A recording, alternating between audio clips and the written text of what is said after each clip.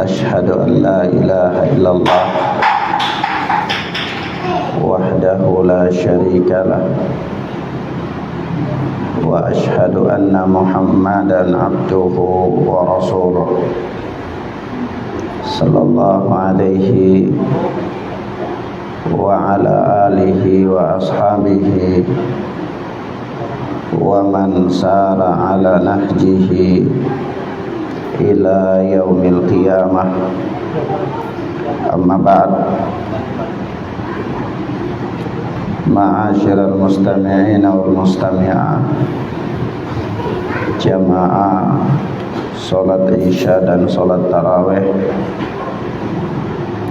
yang mudah-mudahan dirahmati dan dimuliakan oleh Allah Subhanahu wa taala. Tanpa terasa hari ini kita telah sampai pada Ramadan yang ke-23. Tadi siang kita telah menyelesaikan 22 hari, dan insya Allah besok kita berpuasa pada yang ke-23 harinya dari Ramadan. Artinya tanpa terasa waktu itu cepat berlalu. Sebab itu saya sangat teringat sekali dengan ucapan seorang sahabat yang mulia, yaitu Ali bin Abi Thalib radhiyallahu taala anhu. Suatu ketika beliau berpesan, kata beliau, irtahalatid dunya mudbirah wartahalatil akhirah muqbilah. Dunia itu telah pergi berlalu meninggalkan kita, sementara akhirat itu dia datang mendekat kepada kita. Walikullin minhuma banun, sementara dunia dan akhirat itu punya generasi, punya anak cucu. Fakunu min abna'il akhirah wala takunu min abna'id dunya. Maka jadilah kalian anak-anak akhirat dan janganlah menjadi anak-anak dunia. Kenapa? Karena hari ini ketika Anda masih berada dalam kehidupan dunia ini adalah hari untuk beramal, dan besok di akhirat tidak ada lagi kesempatan untuk beramal, tetapi hari perhitungan. Maka hadirin yang mudah-mudahan dirahmati dan dimuliakan oleh Allah Subhanahu wa taala, kalaulah kita memperhatikan kondisi kehidupan manusia di permukaan bumi ini, maka dia berada di antara dua perkara, tidak ada perkara yang ketiga. Yaitu perkara yang pertama adalah apakah pada waktunya nanti dia akan berangkat meninggalkan dunia itu, harta yang dia tumpukan, yang dia bangga-banggakan, keluarga yang menjadi idamannya, dan seluruh daripada pernak-pernik kehidupan dunia ini pada saatnya nanti dia akan tinggalkan. Dia akan pergi meninggalkannya. Pergi kemana? Pergi ke negeri yang abadi, pergi ke darul jaza, ke negeri pembalasan, yaitu akhirat. Sebab itu Allah Subhanahu wa taala mengatakan, alladzi khalaqal mauta wal hayata liyabluwakum ayyukum ahsanu amala. Allah Subhanahu wa taala zat yang menciptakan kalian, menciptakan kehidupan dan kematian. Allah pergilirkan kehidupan dan kematian itu datang silih berganti menimpa setiap jiwa. liyabluwakum ayyukum ahsanu amala. Tidak lain kecuali hanyalah supaya Allah dengan itu menguji kalian siapakah di antara kalian yang paling baik amalannya. Siapakah yang ketika kematian itu datang menyapa dia dalam keadaan memang orang-orang yang benar-benar telah mempersiapkan dirinya untuk itu. Karena hadirin jamaah sholat isya dan sholat tarawih, a'azzani Allah wa iyyakum, persoalannya itu bukan ada pada persoalan matinya seseorang, tidak. Karena matinya seseorang itu tidak ada beda dengan matinya seekor binatang, tidak ada beda. Matinya seseorang di kasur yang empuk, matinya seseorang di dalam penjara, matinya seseorang tergeletak di selokan pinggir jalan, tidak ada bedanya. Semuanya sama-sama namanya mati. Yang membedakan manusia adalah bekal yang dia bawa ketika kematian itu datang menyapanya. Apakah dia telah mempersiapkan dirinya untuk menghadapi hari-hari yang sangat panjang dan abadi di akhirat? Apakah dia punya persiapan untuk melewati kengerian-kengerian di hari kiamat? Bagaimana ketika dia melewati Sirat? Bagaimana ketika dia mendatangi telaga Rasulullah sallallahu alaihi wasallam untuk meminta minum darinya di ketika panas yang sangat mencekam sekali, panas yang hampir yang sangat menyiksa manusia ketika itu. Bagaimana ketika dia melewati tahap demi tahap daripada proses dan peristiwa-peristiwa hari kiamat? Sudahkah dia mempersiapkan bekalnya untuk hari itu? Sebab itu suatu ketika Rasulullah sallallahu alaihi wasallam berjalan bersama sahabat yang mulia Ibnu Umar. Lalu Rasulullah pegang tangannya sahabat Ibnu Umar ini dan kata Rasulullah, kun fid dunya ka'annaka gharib aw 'abirus sabil. Anak muda, jadilah engkau di dunia ini seperti orang asing atau orang yang hanya sekedar numpang lewat di sebuah perkampungan. Artinya seseorang yang dia lewat di sebuah desa, sebuah kota, sebuah kampung, itu dia tidak akan menetap di sana. Karena dia akan lewat, berlalu, pergi begitu saja, meninggalkan kampung tersebut. Atau seseorang yang dia sampai di suatu tempat dan tempat itu asing bagi dia dan dia pun terasa asing, maka dia pun tidak akan betah di tempat tersebut. Dia akan buru-buru bersegera meninggalkan tempat itu. Maka jadilah engkau dalam kehidupan dunia itu seperti itu, kata Rasulullah. Artinya dunia ini bukan tempat tinggal bagimu nan abadi, tidak. Tetapi dunia adalah darul amal, negeri agar engkau mempersiapkan bekalmu sebentar nanti untuk menghadapi kehidupan yang abadi di sisi Allah Subhanahu wa ta'ala. Sebab itu dalam kehidupan dunia Allah memberikan kepada kita kewajiban-kewajiban taklif. Sholat, puasa, zakat, sedekah, haji, dan seluruh kebaikan-kebaikan yang Allah persiapkan, Allah wajibkan, Allah jadikan untuk kita. Untuk apa? Untuk sebagai sarana agar dengan ibadah-ibadah itu kita bisa menggapai kebahagiaan di negeri akhirat. Tapi yang namanya manusia, walaupun telah diberikan kepadanya kebaikan-kebaikan, walaupun telah dibentangkan kepadanya jalan-jalan keselamatan, yang namanya manusia itu dia selalu khilaf. Yang namanya manusia dia selalu terjatuh dalam kesalahan. Maka siapakah di antara kita yang tidak pernah berdosa? Siapakah di antara kita yang ma'sum sejak dari dia dilahirkan sampai hari ketika kita berada di tempat ini? Siapakah dari kita yang terbebas dari sebuah kemaksiatan? Dapat dipastikan tidak ada. Karena itulah tabiatnya manusia. Tetapi jangan pernah putus asa. Jangan pernah memutuskan harapan. Jangan pernah kecewa.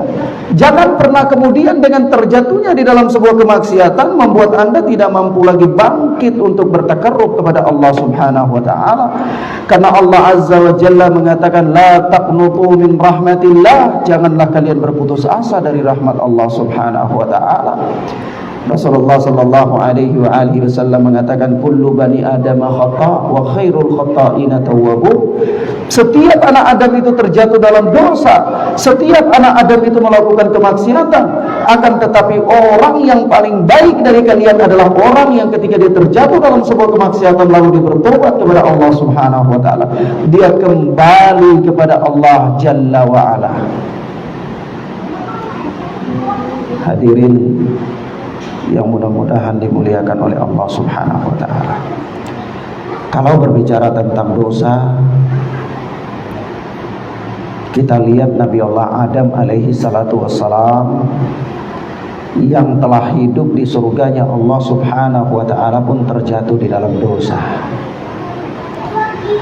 Ketika Allah Azza wa Jalla menciptakan Nabi Allah Adam di dalam, dan Allah hidupkan Nabi Allah Adam di dalam surganya Allah Azza wa Jalla, Allah katakan kulu washrabu, makan dan minumlah kalian semua dari apa-apa yang ada di dalamnya ini, wala taqrabu hadhihi syajarah, tapi jangan dekati pohon ini, kata Allah. Apa yang terjadi? Nabi Allah Adam alaihi salatu wasalam melanggar perintah. Itu ketika Allah katakan wala taqrabu hadhihi syajarah, jangan dekati pohon ini, justru Nabi Allah Adam alaihi salatu wassalam terjebak dengan tipu daya syaitan. Iblis laknatullah alaih bukan hanya mendekati pohonnya, tapi bahkan makan buahnya. Lalu apa kata Allah? Ihbitu minha jami'an. Sekarang karena kalian itu sudah melanggar perintah, maka turunlah dari surga ini. Semua turun, kata Allah Azza wa Jalla. Tapi apakah kemudian itu membuat Nabi Allah Adam alaihi salatu wassalam kemudian serta-merta tercela? Kemudian membuat Nabi Allah Adam alaihi salatu wassalam kemudian didiskreditkan? Kemudian membuat Nabi Allah Adam alaihi salatu wassalam terhina? Ternyata tidak. Setelah dengan terjatuhnya Nabi Allah Adam alaihi salatu wassalam di dalam dosa ini, fataba alaih, Nabi Allah Adam kemudian bertobat kepada Allah Subhanahu wa taala, maka Allah pun menerima taubatnya Nabi Allah Adam alaihi salatu wassalam, dan Allah jadikan Adam ini sebagai seorang nabi. Justru dengan terjatuhnya dalam sebuah dosa, kemudian setelah itu Allah mengangkat derajatnya Nabi Allah Adam alaihi salatu wassalam. Maka dari itu orang yang pernah terjatuh dalam sebuah kemaksiatan jangan pernah berputus asa dan berkecil hati, bahwa dia orang yang paling terhina, bahkan dia tidak punya kesempatan untuk kembali kepada Allah. Tidak. Justru seseorang bisa jadi dengan terjatuhnya dia di dalam sebuah kemaksiatan, justru dengan itu Allah Subhanahu wa taala mengangkat derajatnya. Bukankah Nabi Allah Adam alaihi salatu wassalam kemudian diproklamirkan oleh Allah menjadi seorang nabi setelah melakukan kemaksiatan kepada Allah? Sebab itu Rasulullah mengatakan man taba minadz dzambi kaman la dzambalah. Barang siapa yang bertaubat dari sebuah dosa, maka seolah-olah dia orang yang tidak punya dosa sama sekali. Allahu akbar.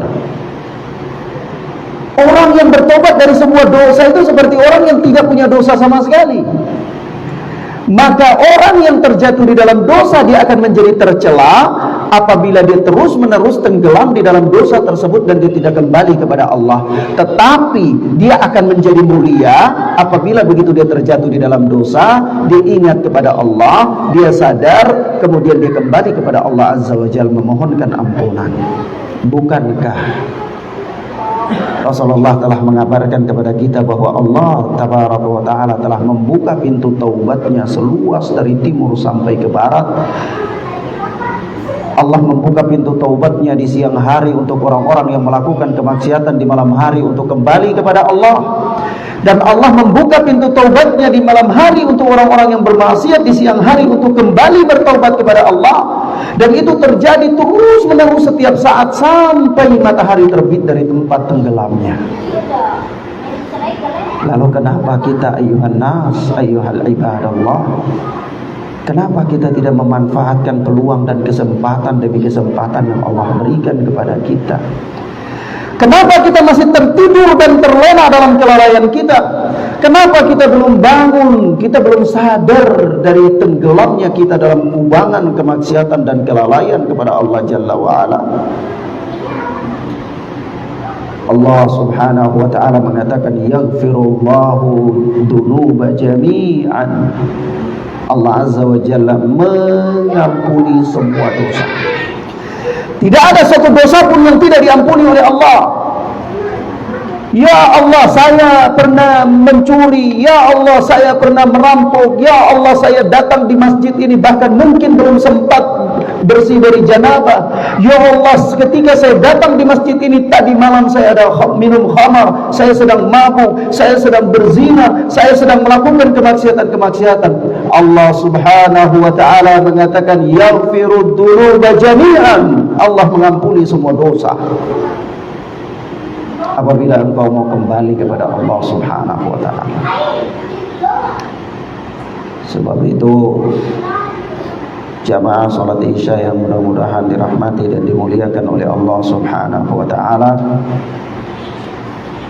di dalam hadis qudsi Allah azza wa jalla berfirman, ya ibadi law ataitani biqurabil ardi khataya. Wahai hambaku, kalau seandainya engkau datang kepadaku, menghadap aku dengan dosa sepenuh bumi, kata Allah azza wa jalla, kemudian engkau bertemu denganku dalam keadaan masih sebagai seorang muslim, engkau tidak murtad, engkau tidak melakukan kesyirikan yang menyebabkan engkau keluar dari agama, niscaya aku akan mendatangi engkau dengan ampunan sebanyak itu pula, kata Allah subhanahu wa ta'ala. Allahu Akbar. Berapa banyak kita tenggelam di dalam kemaksiatan. Allah selalu memberikan pintu taubat. Allah selalu memberikan kesempatan kepada kita. Seandainya Allah tidak memberikan karunia-Nya kepada kita sehingga setiap kali seseorang terjatuh di dalam sebuah kemaksiatan lalu dia harus dimatikan, diwafatkan oleh Allah, maka bumi ini akan kosong dari manusia. Seandainya setiap kali seseorang terjatuh di dalam sebuah kemaksiatan lalu Allah cabut satu nikmat dari dirinya, maka tidak ada satu manusia pun yang hidup di permukaan bumi ini dengan kenikmatan dan karunia Allah. Tidak akan.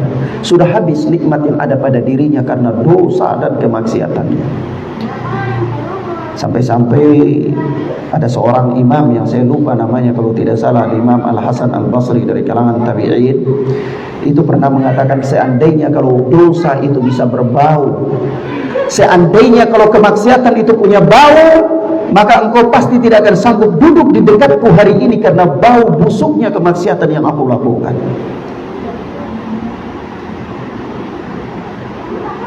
Tetapi Allah selalu memberikan kepada kita kesempatan untuk kembali kepada Allah. Setiap kali kita bermaksiat kepada Allah, Allah tetap memberikan kepada kita kesehatan. Setiap kali kita terjatuh di dalam pelanggaran-pelanggaran, Allah masih memanjangkan usia kita. Untuk apa? Agar supaya kita kembali kepada Allah subhanahu wa ta'ala. Agar supaya kesempatan yang Allah berikan kepada kita ini tidak membuat kita lalai dan justru semakin jauh tenggelam dalam keterlalaian kita. Jamaah salat isya dan salat tarawih rahimani wa rahimakumullah, yang mudah-mudahan dirahmati oleh Allah subhanahu wa ta'ala. Sebab itu marilah di penghujung Ramadan ini kita benar-benar memaksimalkannya untuk menggapai ampunan Allah subhanahu wa ta'ala.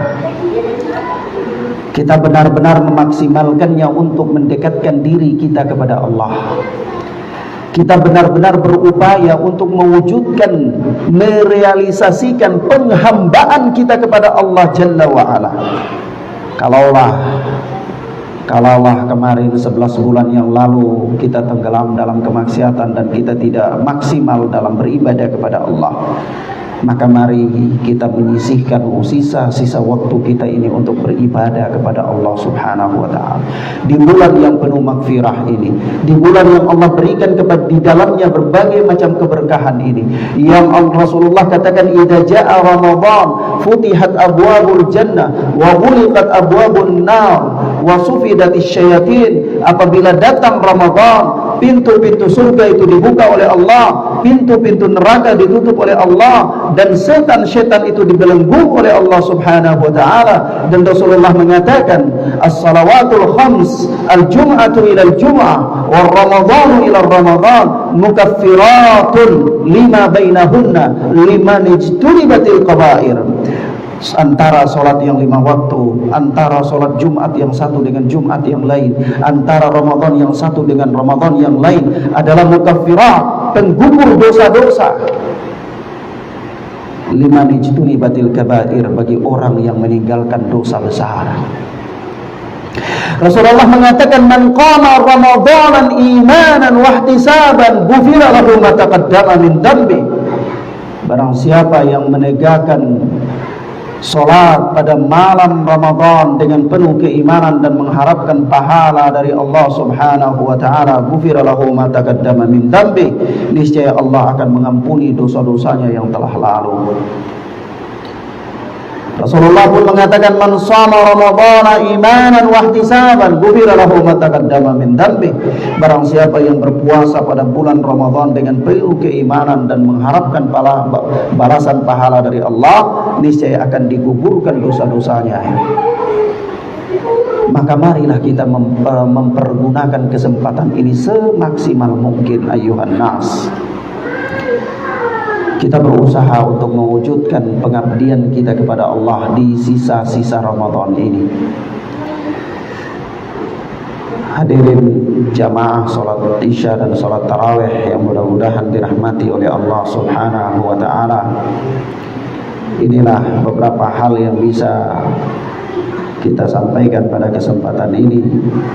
Mudah-mudahan bermanfaat bagi kita insyaallah taala. Sebelum kita tutup, barangkali ada 1 atau 2 pertanyaan, dipersilahkan insyaallah.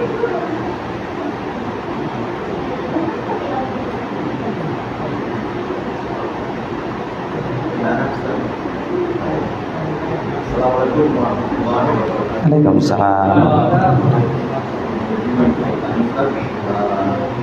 Kan biasanya ketika seseorang berbuat dosa, biasanya dikarenakan sesuatu hal atau keadaan kembali berbuat lagi. Jadi itulah mungkin ya, seperti yang Ustaz tadi ceramakan bahwa tempatnya kita manusia hilang, tiba-tiba kita hilang, tiba-tiba kita melakukan dosa. Tetapi yang menjadi pertanyaan, yang menjadi renungan kami, kalau dosa itu dosa yang sejenis, dosa yang sama, yang ketika yang pertama dilakukan, kedua kalinya lagi. Ada, saya pernah dengar bapak istilahnya yang taubat sambal begitu, ketika melakukan taubat tapi terjatuh lagi. Jadi mohon penjelasan. Kemudian yang kedua juga ada kami pernah dengar yang istilah taubatan nasuha, sekaligus untuk mohon penjelasan. Terima kasih. Assalamualaikum warahmatullahi wabarakatuh. Waalaikumsalam warahmatullahi wabarakatuh.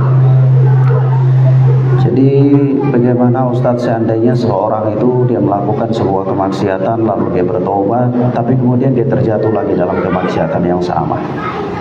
Bagaimana kondisinya? Maka kondisi orang ini sama persis dengan apa yang pernah ditanyakan kepada Al-Imam Al-Hasan Al-Basri, seorang imam dari kalangan tabi'in rahimana wa rahimahullah. Ditanya sampai kapan seseorang itu dia bertobat? Maka jawab beliau, sampai mati. Ya imam, bagaimana kalau seorang dia terjatuh dalam sebuah kemaksiatan, terus dia bertobat, terus dia bermaksiat lagi? Bagaimana? Kata beliau, taubat lagi. Tapi dia terjatuh dalam kemaksiatan lagi, ya imam, taubat lagi. Dia terjatuh lagi dalam kemaksiatan, taubat lagi. Sampai kapan? Sampai mati. Artinya jangan pernah berputus asa dari rahmat Allah Subhanahu wa ta'ala. Kapanpun seseorang dia terjatuh dalam kemaksiatan, dan berapa kali pun seseorang dia terjatuh dalam kemaksiatan, maka berapa kali itu pun dia bertobat kepada Allah Subhanahu wa ta'ala. Karena taubat itu sendiri adalah ibadah. Taubat itu sendiri adalah ibadah. Karena Allah Azza wa Jalla mengatakan, tubu ilallahi jami'an, bertobatlah kalian semuanya kepada Allah. Maka taubat itu wajib. Kata Imam An-Nawawi, at-taubah wajibah min kulli dhanbin. Taubat itu wajib dari semua dosa. Maka ketika seseorang dia melakukan taubat kepada Allah, berarti orang ini sedang melakukan kewajiban. Persoalan dosa taubatnya itu diterima atau tidak, tetapi yang paling pertama dia sudah dapat pahala karena melakukan taubat itu sendiri. Itulah karunia Allah Subhanahu wa ta'ala. Perhitungan Allah itu luar biasa sekali. Allah Azza wa Jalla dengan kasih sayang dan rahmatnya itu menghitung amal-amal kebaikan manusia dan amal-amal keburukan manusia, berbeda dengan perhitungan manusia. Kalau dalam perhitungan Allah, satu orang melakukan suatu kebaikan, berniat untuk melakukan suatu kebaikan saja dengan sungguh-sungguh, itu sudah ditulis satu pahala, belum dia lakukan. Begitu dia lakukan, maka ditulis 2 pahala, dilipat gandakan 10 sampai 700, bahkan sampai tidak terhingga. Tetapi kalau seseorang dia berniat untuk melakukan suatu kejahatan, tidak ditulis dosa. Sampai dia melakukannya baru ditulis 1. Kalau dia berhenti dengan kesadaran untuk tidak melakukannya, maka ditulis pahala 1. Subhanallah. Ya, luar biasa.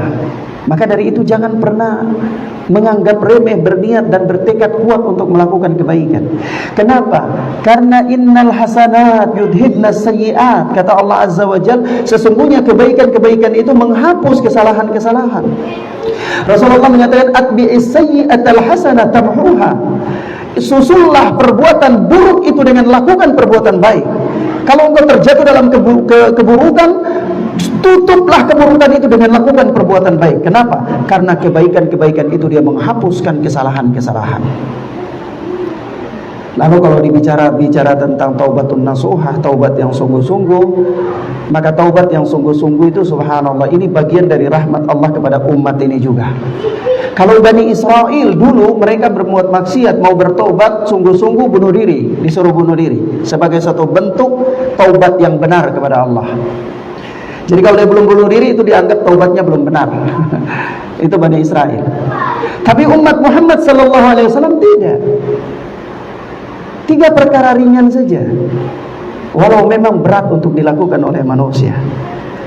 Yaitu taubat yang sungguh-sungguh itu pertama syaratnya berhenti dari kemaksiatan itu, berhenti. Yang kedua bertekad kuat untuk tidak mengulangi lagi. Yang ketiga menyesal dari perbuatan itu. Sudah cukup. Itu sudah dikatakan taubat. Kalau seseorang belum menyesal terhadap suatu kemaksiatan, itu dia belum bertobat. Jadi taubat itu harus ada penyesalan. Benar-benar dia menyesal karena dia telah terjatuh di dalam kemaksiatan tersebut. Dia bertekad kuat untuk tidak melakukannya lagi. Suatu saat kalau dia terjebak dalam kondisi tertentu dan dia terjatuh lalu dia lakukan lagi, itu urusan lain. Tetapi dia cukup berhenti, cukup bertekad kuat untuk tidak melakukannya lagi dengan serius dan sungguh-sungguh, dan dia kemudian berhenti, bertekad untuk tidak melakukannya lagi dan menyesali atas perbuatan tersebut. Lalu supaya taubatnya itu sempurna, dia susul dengan melakukan amal-amal soleh. Ini kalau dosanya berkaitan dengan Allah. Kalau dosanya berkaitan dengan Allah. Tapi kalau dosanya berkaitan dengan sesama manusia, ada faktor yang ketiga. Yang keempat, unsur yang keempat.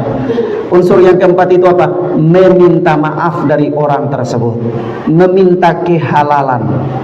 Kalau kita pernah ambil barangnya, kita harus kembalikan barangnya. Kalau kita pernah memfitnah dia, kita harus meminta maaf kepadanya.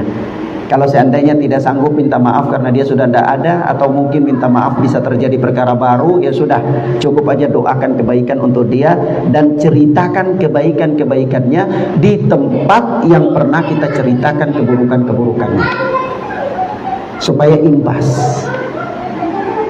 Kenapa? Karena kalau dosa dengan Allah itu, Allah maha mengampuni selain daripada dosa syirik. Tapi kalau dosa dengan manusia, dengan sesama makhluk, itu dosa yang tidak akan diluputkan oleh Allah. Sampai di hari kiamat pun akan ada pengadilan untuk itu. Itulah yang namanya kisos di hari kiamat. Sampai-sampai hewan saja dibangkitkan oleh Allah untuk ditegakkan keadilan di kisos. Kambing dua ekor saling tanduk menanduk, satu ekornya tanduknya patah, maka di hari akhirat Allah akan bangkitkan dua ekor kambing ini supaya yang kambing tanduknya patah itu balas mematahkan tanduk kambing yang di dunia mematahkan tanduknya, balas kisos. Lalu bagaimana dengan kejahatan manusia terhadap manusia di dunia? Maka di hari akhirat akan dikisos. Oleh sebab itu sebelum penegakan kisos di akhirat, maka hendaklah dia bertobat dan dia penuhi syarat-syarat tobat, niscaya Allah akan menghapusnya dan di akhirat tidak ada lagi. Nah,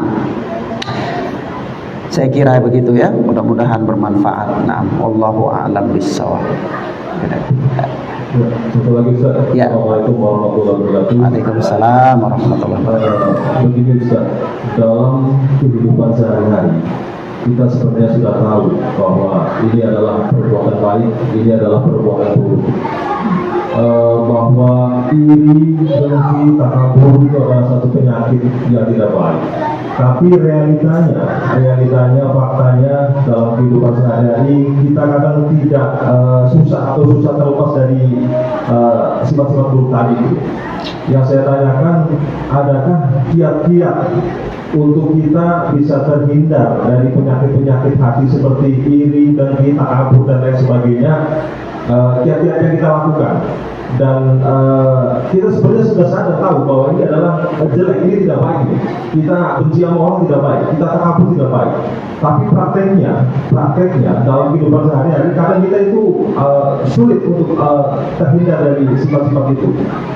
Adakah kiat-kiat khusus Ustaz untuk kita bisa melukis penyakit hati itu? Terima kasih Ustaz. Nah, barakallahu fiik. Ini pertanyaan kalapas ini luar biasa ya, pertanyaan yang masya Allah ya. Baik. Tayyib. Pertama, kiat-kiat untuk menghilangkan penyakit hati intinya ya. Karena dengki, marah, hasad, kebencian yang berlebihan ya, itu semua adalah merupakan penyakit hati. Bahkan ini penyakit hati yang luar biasa sekali. Dia bahkan bisa merusak agama seseorang. Maka dari itu Rasulullah katakan begini terkait dengan hati ini, ala wa inna fil jasadi mudghah. Ketahuilah bagi kalian bahwa dalam jasad manusia ini ada segumpal daging ya. Idza salahat salaha sairu jasadi. Apabila dia baik, maka baiklah seluruh jasad orang itu, tubuh orang itu. Wa idza fasadat fasadal jasadu kullu. Apabila dia rusak, maka rusaklah seluruh tubuh orang itu. Ala wahiyal qalb. Ketahuilah segumpal daging itu adalah hati, kata Rasulullah. Jadi hati itu kata para ulama, hati itu pemimpinnya tubuh. Terlahir kalau dari anggota tubuh orang itu baik, maka pertanda bahwa panglimanya baik. Apa panglimanya? Hatinya itu. Maka dari itu bagaimana supaya kita terhindar dari penyakit hati, dan seandainya kita sudah terjangkiti penyakit hati, bagaimana mengobatinya? Maka kiat-kiatnya disebutkan ya, secara ringkas ya, bahwa yang pertama menguatkan keikhlasan kepada Allah. Seseorang dia harus ikhlas. Dari hari ke hari dia memperbaiki dirinya dan meningkatkan keikhlasannya kepada Allah. Dia harus pandai koreksi dirinya tentang keikhlasannya. Yang kedua, dia harus menerima takdir Allah Subhanahu wa taala. Baik takdir itu sesuai dengan keinginannya atau takdir itu tidak sesuai dengan keinginannya. Kenapa? Karena umumnya penyakit hati itu datang dikala seseorang itu tidak rela menerima takdir Allah Subhanahu wa taala. Tidak rela menerima takdir Allah itu di mana? Ketika dia melihat orang lain lebih dari dia. Ketika dia disakiti oleh orang lain. Ketika haknya itu dia tidak dapatkan, dia terzalimi misalnya. Maka disitulah kemudian mengganggu keikhlasannya. Datanglah penyakit hati. Loh Ustaz, apa hubungannya? Ya ada hubungannya. Hubungannya kenapa dengan takdir? Hubungannya dengan takdir adalah ketika seseorang dia meyakini bahwa segala sesuatu yang terjadi di dunia ini adalah dengan izin Allah dan itu sudah merupakan takdir Allah, maka dia akan ikhlas menerima apapun yang terjadi dalam kehidupannya. Kalau dia didolimi, dia tahu itu pasti takdir Allah berlaku kepadanya, dia rela menerimanya. Kalau seandainya dia mendapatkan kebahagiaan, maka dia juga tahu itu takdir Allah, maka dia rela menerimanya. Dengan begitu hatinya akan terbebas dari kemarahan terhadap figur-figur tertentu. Kenapa? Karena dia tahu itu adalah ketetapan Allah hanya melalui si fulan saja. Jadi kalau dia marah, jangan ini saya marah dengan keputusan Allah berarti. Ini misalnya ada orang yang jahatin dia, jahilin dia. Dia benci terhadap orang itu dengan kebencian yang membara. Jadi seolah-olah orang ini sedang benci dengan keputusan Allah Subhanahu wa taala. Kenapa? Karena orang itu tidak menjahili dia melainkan dengan takdir Allah Subhanahu wa taala. Jadi dia harus memahami konsep takdir di situ supaya dia menerima takdir Allah Azza wa Jalla, baik takdir yang sesuai dengan keinginannya atau takdir yang tidak sesuai dengan keinginannya, sehingga hatinya lapang. Hatinya lapang. Dia tidak mencari-cari sebab, tidak menjadikan orang sebagai kambing hitam, tapi dia tahu ketika ada takdir yang tidak sesuai dengan diri keinginannya, apakah itu datang dari orang lain atau datang dari keluarganya sendiri, ya, dia yakin bahwa itu adalah ketetapan Allah, pasti ada hikmah di balik itu, lalu dia menerimanya dengan lapang, dia mengharapkan pahala atasnya, maka baiklah dia dan terbebaslah dia dari penyakit hati. Sebab itu kata Rasulullah begini, ajaban li amril mukmin, sungguh menakjubkan urusan seorang mukmin. Kenapa? Karena semua urusan orang mukmin itu baik dan tidak akan pernah terjadi kecuali kepada seorang mukmin.